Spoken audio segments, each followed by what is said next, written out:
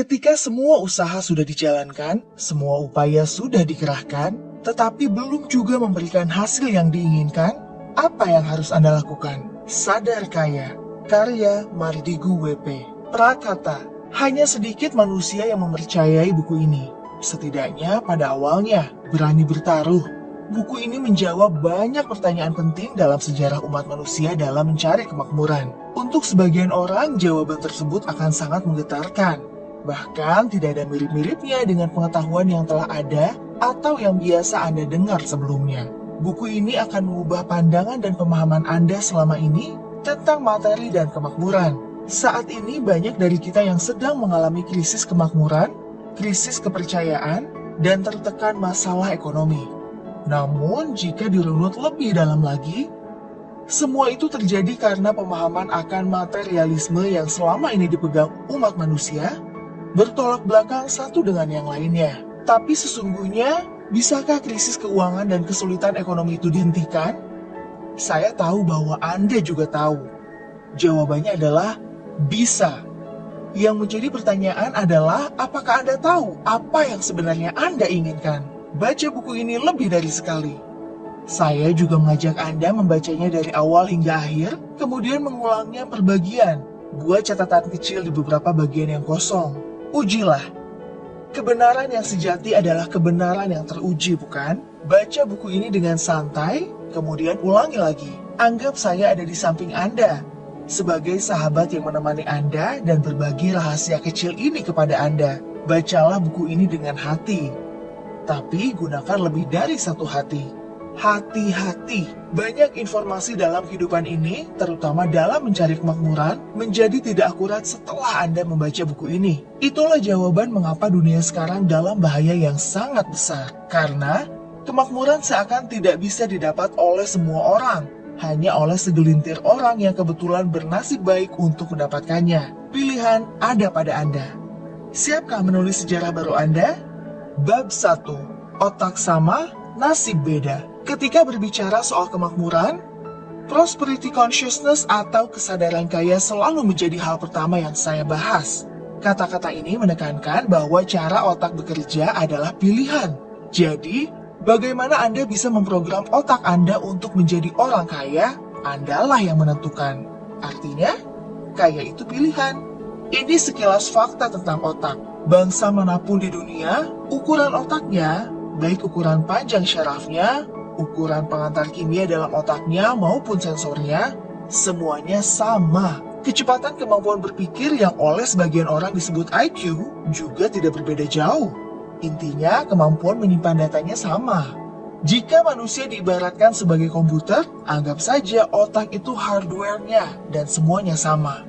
Lalu, di mana perbedaannya? Mengapa yang satu lebih sehat dari yang lain? Mengapa yang satu mudah tertawa, yang lain selalu sengsara? Mengapa yang satu mudah mendapat jodoh, yang lain selalu sendiri? Mengapa yang satu lebih cepat mendapat uang, yang lain tetap saja miskin?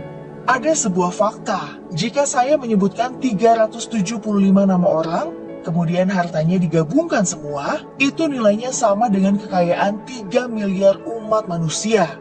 Ya, 375 orang sama dengan 3 miliar manusia. Di antaranya, sebut saja Bill Gates, Donald Trump, Warren Buffett, Laxmi Mittal, Paul Allen, Mark Cuban, Jeff Bezos, Rupert Murdoch, Sam Walton, Anita Roddick, Oprah Winfrey, dan terus berlanjut hingga 375 orang. Orang-orang seperti mereka ini memiliki jumlah kekayaan yang sama dengan gabungan 3 miliar manusia.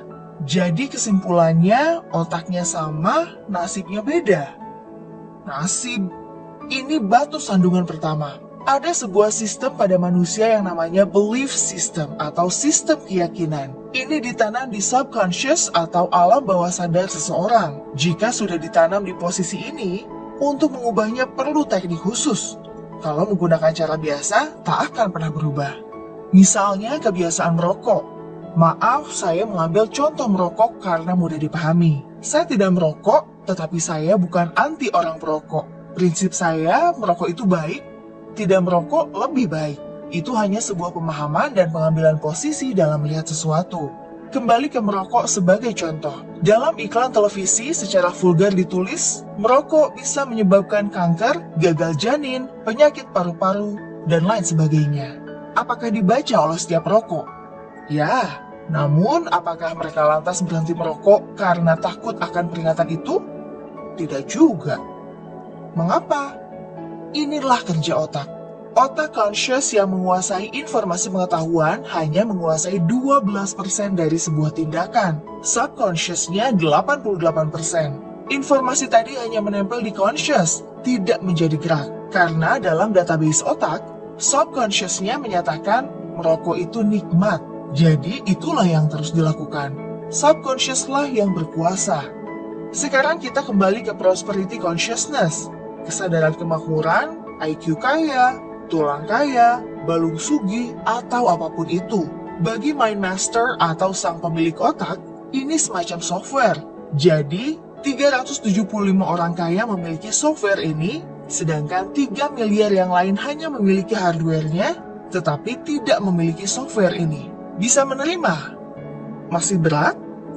Masih bertanya di mana nasib?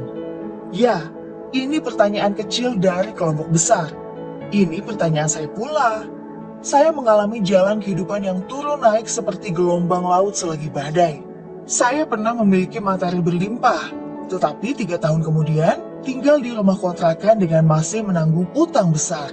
Kemudian kembali berlimpah materi, kemudian kembali terpuruk, kembali lagi naik ke atas, lalu terbalik begitu sampai di puncak. Saya sudah mengalami berbagai kisah untuk bisa menjadi diri saya yang sekarang. Ketika itu saya banyak mempertanyakan nasib dan urusan jalan hidup.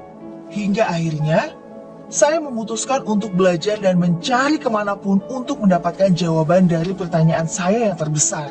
Nasib itu pemberian Tuhan atau buatan manusia? Saya tidak kaget jika pertanyaan itu membuat Anda memutuskan berhenti membaca hingga chapter ini, karena kedepannya akan ada banyak hal yang menyesakkan dada Anda. Saya tetap akan melanjutkan menulis buku ini untuk Anda karena saya tahu sekali, fakta bisa mengubah kebenaran. Ya, kebenaran Anda akan ditantang ke batas ujung dengan fakta. Beranikah Anda meneruskan membaca tulisan ini?